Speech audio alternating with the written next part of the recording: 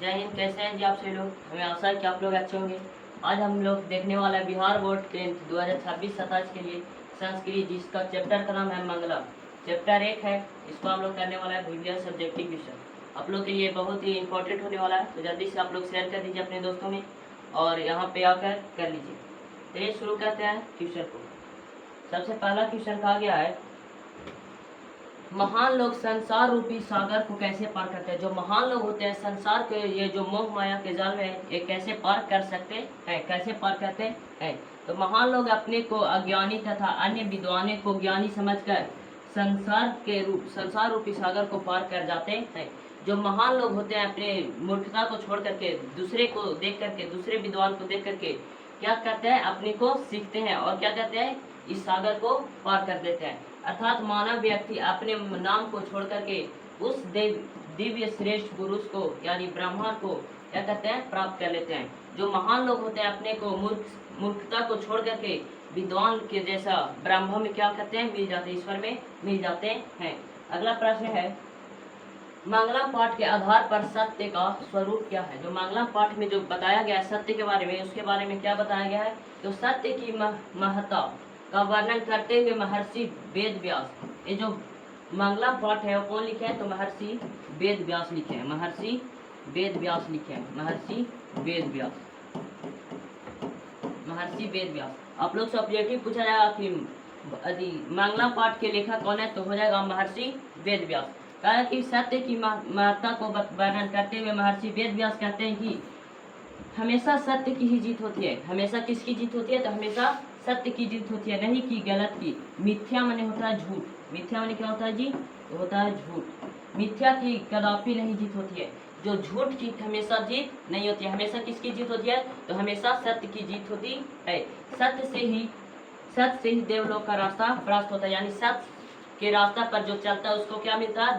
देवलोक की रास्ता मिलता है, मोक्ष प्राप्त होता है। एवं ऋषि लोग सत्य को प्राप्त कर देवलोक चले जाते हैं। जो ऋषि लोग होते हैं सत्य को प्राप्त करके कहाँ चले जाते हैं? तो देवलोक चले जाते हैं।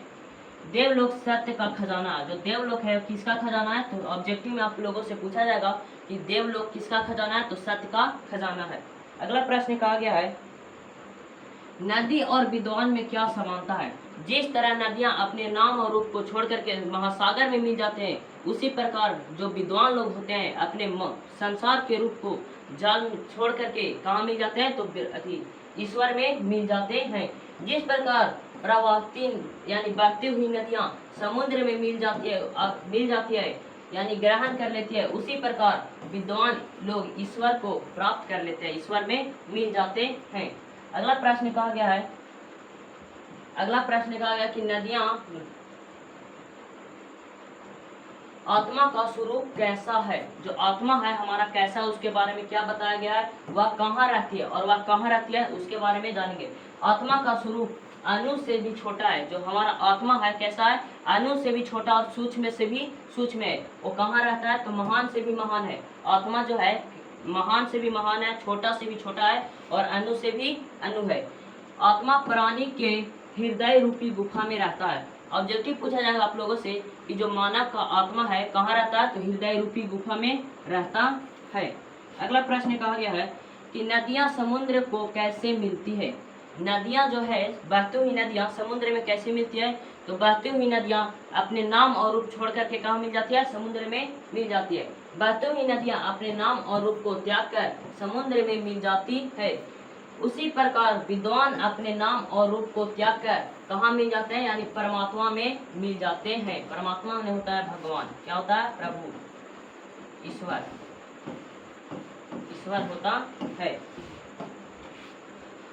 आज का लास्ट क्वेश्चन है कि विद्वान मृत्यु को कैसे पराजित करते हैं? जो विद्वान लोग होते हैं, महान लोग होते हैं, वो मृत्यु को कैसे हरा देते हैं यानी कैसे पराजित कर देते हैं उसके बारे में जानेंगे। महान पुरुष अपने अज्ञानी को दूसरे को ज्ञानी समझकर, जो महान लोग होते हैं अपने से क्या होते हैं? अज्ञानी होते हैं, लेकिन दूसरे को ज्ञान को समझकर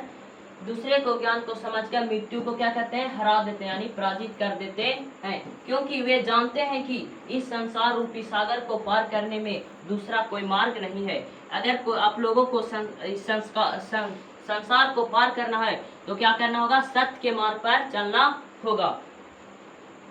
कैसा लगा आप लोगों को क्लास? एक बार जरूर बताइएगा। तब तक के लिए जय हिंद, वंदे मातरम।